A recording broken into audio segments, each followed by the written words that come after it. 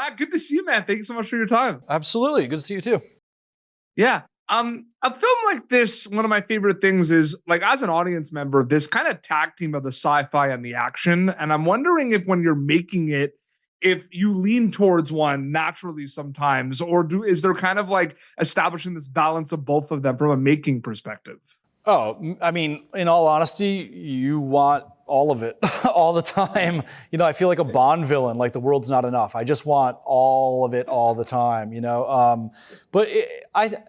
Listen, I'm definitely like a story first filmmaker. Like I'm a narratively driven filmmaker. And so I end up like probably a lot of decent, good storytellers is I start from a theme, I go to the character experience, and then I'm trying to, and I have to do that when it comes to the action and the sci-fi because all of the science fiction and all of the action is about telling this story about this person that you're following. Otherwise, and we've all had this experience where you're watching a movie and you just zone out and you're like, I don't even care about what happens here. So I'm there servicing the character with the science fiction and the action. And so, yeah, so that's sort of how I try to balance it out and not get too self-indulgent. And also I will say, like, I grew up in the 80s and 90s, and I feel like late 80s, early 90s action sci-fi movies were so tight and so like story first and just like, they just gun you through them. And I grew up watching those films. So I think there's a point of inspiration where you're like, I want my film to feel like that. But you know what I mean about that tag team of both of them? Because I'm watching this movie sometimes, and like obviously the AI is a big component of it, but I just love the action of this movie. Yeah. Not saying I forget that it's a sci-fi movie, but like my brain goes to action. You know what I mean? Well, I do have a penchant for destroying things. There's no doubt about it. Like, you know, I sank San Francisco and destroyed half of California. I destroyed. Yeah, I was about to say you some creatures destroyed a lot of buildings. Yeah, I end up for some reason destroying a lot of things when I make a movie. But yeah, it's fun. It's like at the end of the day, it's like there is a conversation about AI and it's a movie about trust, but it's also like a big event-driven spectacle adventure film. And so, yeah, I'm throwing a lot at the audience all the time. 100%. And, you know, a lot happens, you know, from a filmmaking perspective before you go to camera on a project. And I'm wondering for you specifically from a, you know, like I'll ask actors this sometimes from an acting perspective, I'm asking you from a directing filmmaking perspective, does it feel like one big journey, like storytelling, directing journey with Atlas? Or does it feel like multiple journeys with multiple steps before going to camera and going to camera? I'm curious about that. So this one was weird because of COVID and then the writer's strike, and like there was a lot of like powering up, powering down, powering back up, powering back down. And so this one was abnormally complicated in that way. And on top of that, it's the most ambitious, most complicated movie I've ever done. And that's saying a lot because, like I said, I've destroyed multiple states.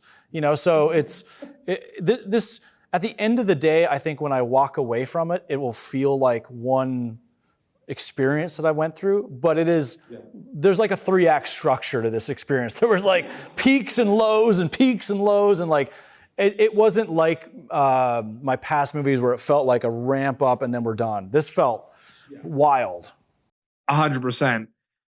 Maybe it depends on like the project or the certain day or everything, but like, are there a lot of like conversations like on set with, you know, Jennifer, Simu, Sterling, or is it kind of one of those that happens before you go to camera and it's one of those kind of do your thing? Like what are those kind of conversations like with your actors for a film like this? It's both. It's both. I'm like, I look at my role as the creative who's there to support all the other creatives. You know, it's like I'm like the point guard and I'm also the coach. So I'm there with them actively taking part in it all day long and part of the components of getting it made. So I'm there for them. If they want to talk things through or read things through, I'm doing what they need to get done. If they don't want to talk about anything, they just want to show up and do it, I'm there for that too. Generally speaking though, I like to answer as many questions as I can before we get there on the day, because the amount of pressure and stress that comes into it when there's just like someone pointing at their watch, you know, as every second ticks by and every dollar shoots out of the machine, like you're there to execute. And so I like thinking about it like that's the game day and we're getting prepared to execute on game day. That being said, like there's also things that are just going to come up. There's going to be exploratory parts of the process. So I'm really a filmmaker that's there for the cast in whichever form they need. Yeah, that's kind of why I asked you that journey question before, because so much happens before you go to camera. So like sometimes it does maybe feel like two separate things. So 100%. General kind of movie question for you. I mean, you mentioned in the beginning of this interview, you know, this whole big scale, strap in, fun kind of popcorn movie, and we have it with Atlas. A genre that's really doing that right now for me, that like I feel like I'm watching I'm on a roller coaster while I'm watching them, is the horror movie genre. Yeah. And I'm just wondering what, like from a filmmaker's perspective, just like, what do you think of the current kind of state of horror movies? Like, are you kind of interested in maybe working on a horror movie? Like, yes, it's like the genre to be in right now. Like, it's crazy. Well, yes, yeah, I am. And if you could just blast all the executives at Netflix, please, that would be really helpful for me. Because the thing about it is, I'm not a massive horror fan. I want to say that outright. But what horror films do is such a great experience as an audience member.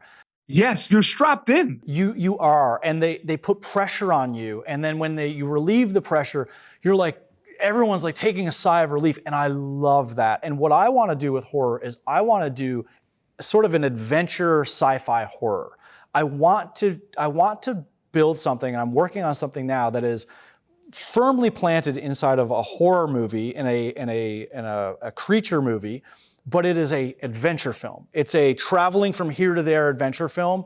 And the issue that I've run into is when you're doing these original pieces is the smaller stuff gets made easier. And it's also why I think horror films are probably so creative, because you don't need necessarily $100 million to make one. You can make one for 10, or if you're, James Wan, you're going to make one for 40 or 50 or whatever, but you're not making it for 150. So you're getting this, I think what you're sensing is a lot of creativity. People are able to express their creativity in these really interesting ways without the pressure of these big budgets. Sadly for me, I like playing with big budgets because I like scale. I like telling these bigger stories. Yeah, I mean, it's just 100%. I want the action adventure component. Dude, the scale for Atlas is incredible. I'm watching this movie and I'm like stimulated from top to, like, I'm just looking around, right? Like there's so much to look at. Yeah. I mean, well, because for me, it was like, I love genre movies. I want to make sci-fi, fantasy, horror films. I want to do that thing. I want to live in that space for the rest of my career.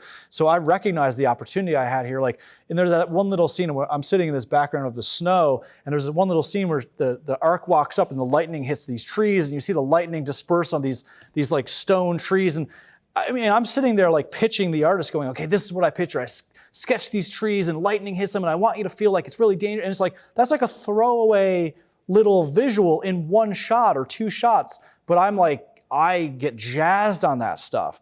I look at every frame of this movie as an opportunity to put you into a unique place and put you on a unique ride and give you an experience you can get in no other movie. And I think that's what you're sensing is someone, the filmmaker is like, I'm in love with doing this stuff, so I'm throwing everything I can imagine at you.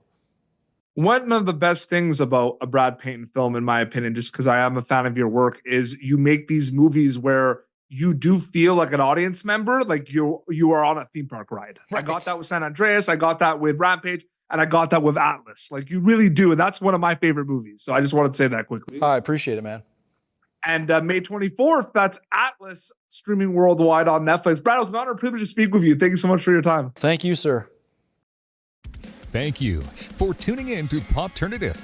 Make sure to check out our past episodes of Popternative on YouTube.